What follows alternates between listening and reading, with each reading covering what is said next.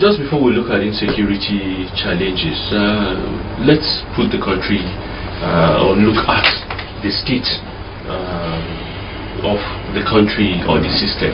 A country vastly divided along its fault lines, with drumbeat of secession had on ethnic groups, issues of kidnapping. We're looking at all these issues. What do you foresee in 2023 with this widening gap in the country? Honestly, 2023 is a time bomb in the waiting, but it all depends on how Nigeria made the best use of Nigerian situation to bring out peace, peaceful coexistence, and then harmonious relationship for the national development.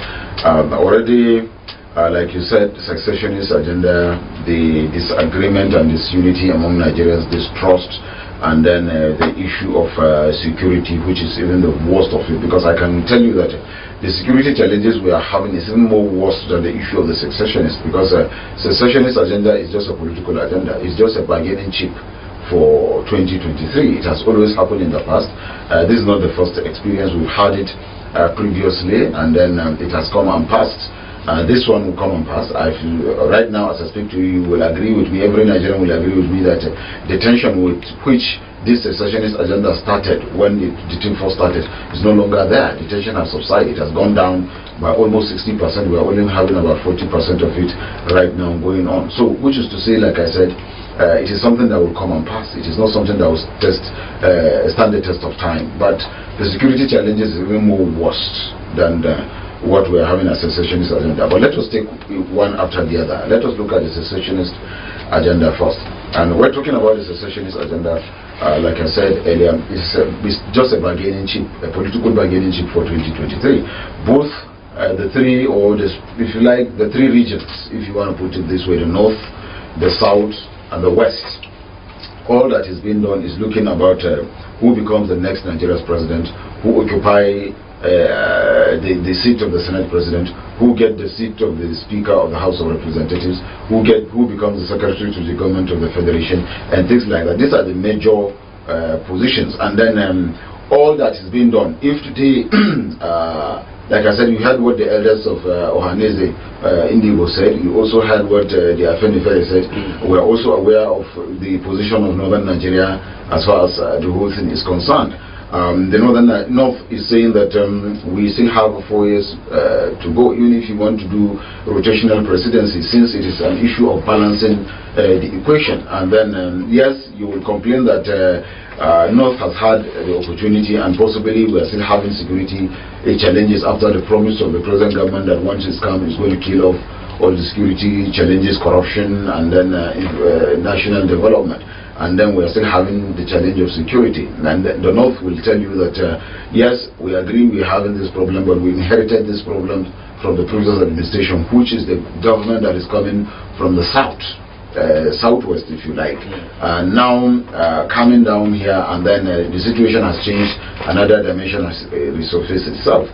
So the North can apologize for the present situation. I said, well, we are sorry for having had the leadership for this period of time, and then we are still having this challenge. Naturally, it is not it was not deliberate. In any case, the security challenges is more prevalent in northern Nigeria. It is not as prevalent as it is in north in other parts of Nigeria. So that is another dimension to it. Then going back to the, if you like, the south, where you have the Ohaneze Indigo crying out for, not Ohaneze Indigo, IPOP rather, crying out for what do you call them?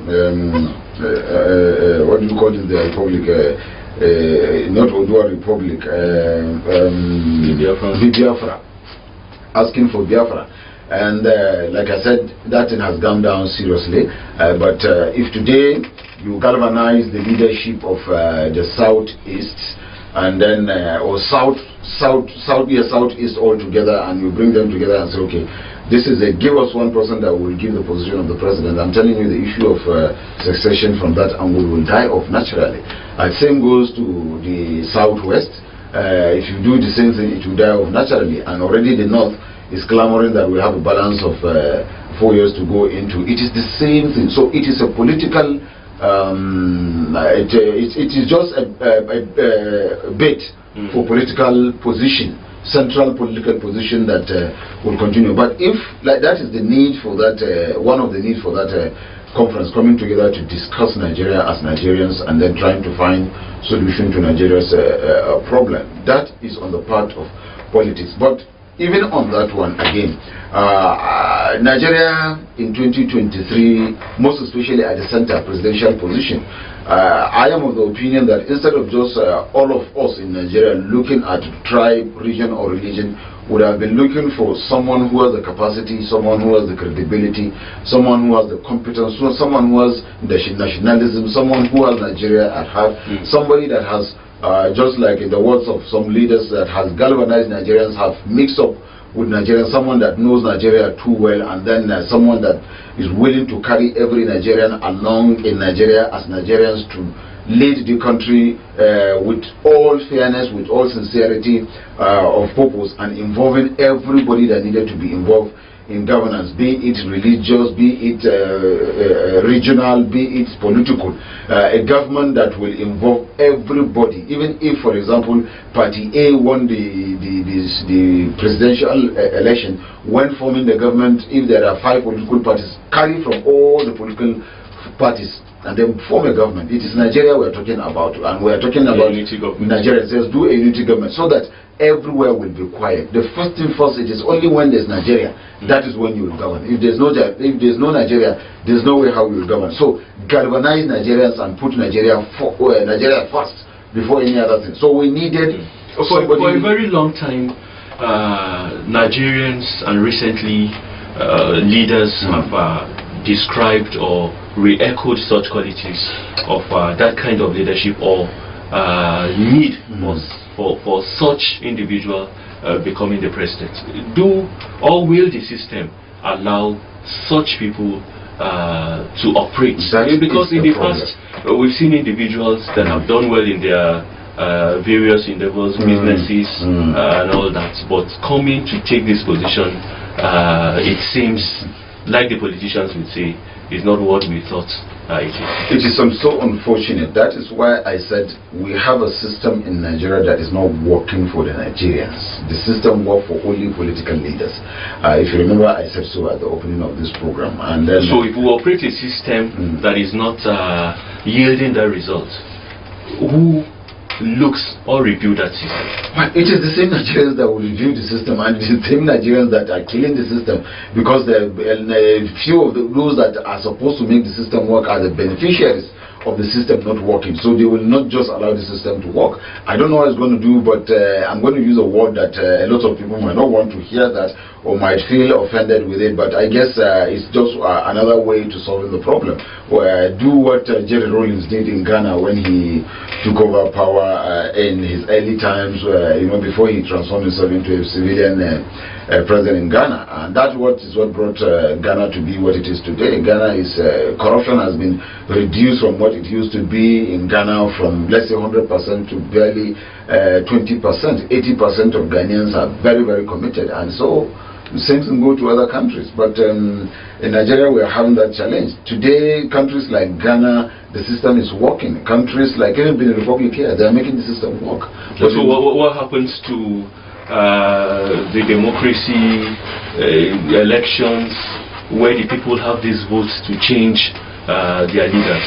Is that not a way, if you're not comfortable with candidate A, you go for B or C, having that opportunity after every 4 years? Unfortunately, in Nigeria, if you look at Nigeria as a state or as a nation, you find that we are having that problem of actualizing such change. That was why we are having this problem of the tribe, region and religion is really affecting the political system and the administration of Nigeria. When I say political system, that is to say the selection and the election of who become what, most especially the office of president in Nigeria. And then the administrative system is where the system itself is supposed to work in favor of Nigeria. It is not allowed to work in favor of Nigeria, it is allowed to work in favor of the government and the operators of the system. That is where the problem is coming in from. Otherwise, Nigerians would have come together and galvanized, like I said. Look at forgetting about tribe, forgetting about religion, forgetting about region, and keeping all sentiment aside, looking at Nigeria as Nigeria and deciding who becomes the next Nigeria's president, producing the president holistically, the whole nation rallied around one person, agreeing that this person has the credibility, he has the competency, he has all that it takes to move a country forward. Here, multi-party system that we're having in Nigeria is supposed to work under that arrangement. This is why ordinarily, if you allow me, I feel all political parties should be allowed to field in candidates from all over part of Nigeria. That is why we're having more than one political party system in Nigeria. But the problem is we have two major political parties, and Nigerians are considering, if the candidate is not coming from these two major political parties, it's as if it's a mushroom candidate or a mushroom political party. So Nigerians' attention will never go there. It is centered on the two major political parties. That is where we are having the major challenge. If only Nigerians will appreciate and agree that any other political party that is registered by INEC is a party like any other political party, be it the one ruling or the major opposition, and then let those political parties fill in candidates, and let Nigerians argue, put those candidates into a debating cycle, let them tell Nigerians what they have for Nigeria, what they can do for Nigeria. Then let Nigerians look at these people and decide who they think is the best person to be the next Nigeria's president, based on those principles, not minding the political party, not minding the tribe, not minding the region, not minding the religion that person is practicing or where he comes from, but looking at Nigeria as a nation and someone that has the credibility and capacity to move the country forward. If Nigerians will agree to do this, first, it will kill naturally the issue of this secessionist agenda. Second, distrust that is there among Nigerians will also die off. And then the issue of the economy, because Nigerians are the ones that are rallying around this very person, believing he has the capacity. I want to believe it will work. And then if we have such a person, once he comes, the system itself needs a very serious rejigging. When I say the system that operated the Nigeria's administration, political administration, needed rejigging. Now, not only talking about the politicians themselves, but talking about those civil service that are strong the institutions. There must be strong institutions. The institution must be built. Those that were there, whoever becomes the leader will have to find a way of, adjusting the system, rejigging the system, to removing a lot of these bottlenecks that are making the system not work, and then injecting new lives and new spirit into the Nigerian system, and possibly it will work. That was why I tried to highlight the Jerry Rawlings system. Okay.